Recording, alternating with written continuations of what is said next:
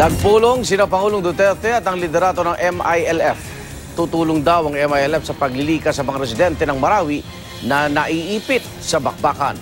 At mula sa Davao City may unang balita si Ian Cruz. Live. Ian.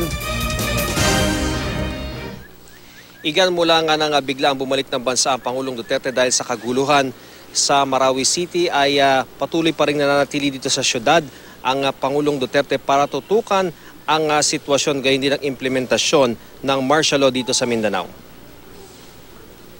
Nitong mga nakalipas na araw, hindi nagpapakita sa publiko ang Pangulo. Bagkus, may mga pribadong pulong ang Pangulo gaya sa liderato ng MILF noong isang gabi. Sinabi sa GMA News ni Vice Chairman Ghazali Jaafar, ikinagalak ng Pangulo ang pagkikita nila. Tuloy daw ang peace process sa pagitan ng gobyerno at MILF. Tiniyak din daw ng Pangulo na ang martial law ay nakatuon para supili ng multi-terror group at hindi ang MILF, MNLF o NPA. Hinikayat din daw sila ng Pangulo na tumulong sa krisis sa Marawi. Sabi ni Jaafar, magpapadala sila ng mga sibilyan na miyembro ng Coordinating Committee on the Cessation of Hostilities at kasama ng counterpart nila sa gobyerno, layo nila na makapaglikas sa mga residente ng Marawi na naiipit sa bakbakan. Plano rin ng MILF na magdala ng tulong sa mga lumikas na residente ng Marawi. Ang Task Force Davao nananatiling nakaalerto dahil sa mataas sa banta sa seguridad ng syudad.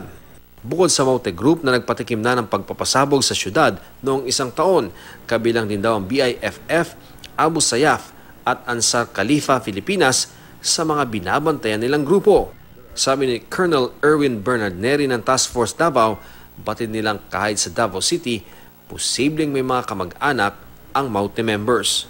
Kaya naman may mga lugar daw silang minomonitor sa ngayon para mahadlangan ng anumang banta sa seguridad.